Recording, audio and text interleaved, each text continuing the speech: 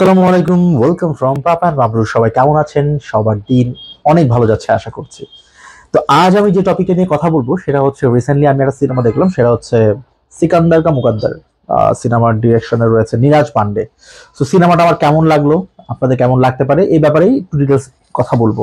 তো বলা যায় কিছুটা নীরবে নিভৃতেই নেটফ্লিক্সে রিলিজ হয়ে গিয়েছিল সিকান্দার কা মুকদ্দর। সিনেমার কাস্টিং হচ্ছে জিমি শেরগিল, তামান্না ভাটিয়া, অবিনাশ তিওয়ারি। এরাই অ্যাকচুয়ালি মেইন রোলটা প্লে করেছে। সিনেমাটা হচ্ছে কিছুটা থ্রিলার ঘরানার একটা সিনেমা। আর নীরাজ পান্ডে রিসেন্টলি একটা রিলিজ হওয়া সিনেমা দেখেছিলাম, সেটা হচ্ছে অজয় দেবগনের অরূপে কাহা দাম থা, এই টাইপের একটা নাম। তো আমি এই সিনেমার কথাটা কেন বলছি, আমি যখন এই সিনেমাটা দেখছিলাম সিকান্দার কা মুকদ্দর, তখন ওই অরূপে কাহা দাম থা ওই সিনেমার যে লোকেশন গুলো ছিল, যে বাড়িগুলো ইউজ করা হয়েছিল, as like same to same এই সিনেমার মধ্যেও সেটা ইউজ করা হয়েছে।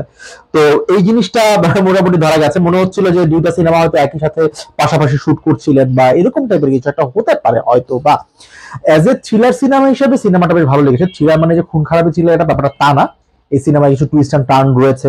আর সিনেমাটা আমি বলবো ওই সিনেমাটা থেকে কিন্তু ভালো হয়েছে। অরূপে কাহা দাম থা ওই সিনেমাটা খারাপ লেগেছে আমার এমনটা না, হয়তো বক্স অফিসে ফেল হয়েছে, বাট ফেল হলেও আমার সিনেমাটা বেশ ভালো লেগেছিল। বাট এই সিনেমাটা ওইটা থেকে ডেফিনেটলি বেটার একটা সিনেমাটা বেশ এঙ্গেজিং, শুরু থেকে শেষ পর্যন্ত আপনি এঙ্গেজ থাকবেন। হয়তো মধ্যে কিছুটা ফ্ল আছে, কিছু ড্রামা পোর্শনের কারণে ওই স্লোনেসটা বা ফ্লটা চলে এসছে। জিমি শেরগিলের পারফরমেন্স বেশ ভালো লেগেছে। অবিনাশ তিওয়ারি রিসেন্টলি বেশ কিছু ভালো কাজ করেছেন, এই সিনেমাতেও তাকে বেশ ভালো লেগেছে। মনে হয়েছে ক্যারেক্টার তার জন্যই লেখা। সিনেমার যে টুইস্ট, সেটা টুইস্ট হয়তো আপনারা ধরতে পারবেন শেষের কিছুক্ষণ আগে। তার আগ মুহূর্তে মনে হবে যে কেন এত গসিপ, কেন এত কথা। তামান্না ভাটিয়া, আমি ভেবেছিলাম হয়তো তার ক্যারেক্টারটা অনেক ক্রিপি টাইপের একটা ক্যারেক্টার হতে যাচ্ছে, but end of the day ক্যারেক্টারটা মানে এরকম ক্রিপি হয়নি। তো ওভারঅল সিনেমাটা দেখার পর শেষ মুহূর্তে আমার যেটা মনে হয়েছে যে এই সিনেমাটা সিকুয়েল আসবে, প্রবাবলি এটার সিজন 2 বলেন বা পার্ট 2 বলেন, সেটা হয়তো নেটফ্লিক্সে রিলিজ হবে। এই জন্যই অনেক কিছু খোলাসা করা হয়নি। আমি যদি ব্যাপারগুলো বলি তাহলে কি হবে, তাহলে স্পয়লার হয়ে যাবে। আমি চাই না স্পয়লার দিয়ে আপনার দেখার মন মানসিকতা নষ্ট হতো। আমি জাস্ট জানাতে চাচ্ছি সিনেমাটা কেমন হয়েছে। সিনেমার বিজিএম এর কথা বলি, হ্যাঁ cinema wise okay type, but যে আপনার বিজিএমটা মনে থাকবে অ্যানিমাল সিনেমার মতো বা জওয়ান সিনেমার মতো বিজিএমটা মনে থাকবে, আনিরুদ্ধ যে কাজগুলো করে ওইরকম ভাবে মনে থাকবে, ব্যাপারটা তা না। এই সিনেমার বিজিএম ওকে ফাইন, মিউজিক আসলে মিউজিক কোনো গান পাই নাই, হয়তো গান ছিল, হ্যাঁ ছিল, গান ছিল, বাট অ্যাকচুয়ালি মনে রাখার মতো না, কখন গান এসছে কখন চলে গেছে আমি কাইন্ড অফ টেরি পাই নাই। কারণ সিনেমার গল্পের উপরে প্রাধান্য দেওয়া হয়েছে।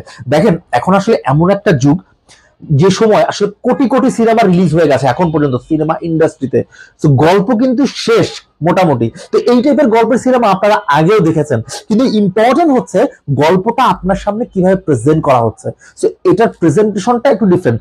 আমরা অরূপে কাহা দাম থা ওই সিনেমা আর এই সিনেমাতে আরেকটা মিল আছে, দুইটা সিনেমাই প্রেজেন্ট পাস্টে চলতে থাকে। এই সিনেমাটাও প্রেজেন্ট পাস্টে দেখানো হবে আপনাকে, এবং ওই সিনেমাটাও প্রেজেন্ট পাস্ট দেখানো হয়েছিল, তবে ওখানে কিছু ইমাজিনেশন স্টোরি ছিল, যেটা এখানে ওরকম ইমাজিনেশন স্টোরি ওভাবে বলা হয়নি। ওভারঅল যদি সিনেমাটা আপনারা দেখেন, সিনেমাটা আপনাদের ভালো লাগবে, আপনারা অত বোর ফিল করবেন না, সিনেমাটা আপনাকে ভালো ভালো একটা গতি দিবে। রিসেন্টলি আমি অনেক সিনেমা দেখি, সিনেমা দেখতে বসলে মনে হয় যে আমি কোনো একটা ক্লাসে বসেছি, ওখানে একজন খুব বোরিং টিচার লেকচার দিচ্ছে, আমার খুব বোর লাগছে, আমি হয়তো সিনেমাটা একটা পর্যায়ে শেষই করতে পারি না বা ঘুমিয়ে যাই। কিন্তু এই সিনেমাটা আপনাকে ওইরকম বোর ফিল করতে দিবে না, আপনাকে এঙ্গেজ করবে। সিনেমার ভিজুয়ালটাও ভালো ছিল। আর ওই যে বললাম, যারা অরূপে কাহা দাম দেখেছেন তাদের কাছে এই দুইটা জিনিসের মধ্যে কিছু কিছু জিনিস সিমিলার মনে হবে। তো এই ছিল ওভারঅল নীরাজ পান্ডের যে সিনেমা সিকান্দার কা মুকদ্দর, এই সিনেমা নিয়ে আমার রিভিউ বা আমার অ্যানালাইসিস। যদি আপনাদের এই সিনেমা সম্পর্কে কোনো মতামত থাকে অবশ্যই কমেন্ট সেকশনে জানাতে পারেন, আপনাদের জন্য এটা পুরো ওপেন আছে। ইভেন আমার ফেসবুকে আপনাদের জন্য কমেন্ট সেকশন ওপেন আছে। সবাই ভালো থাকবেন, সুস্থ থাকবেন, আল্লাহ হাফেজ।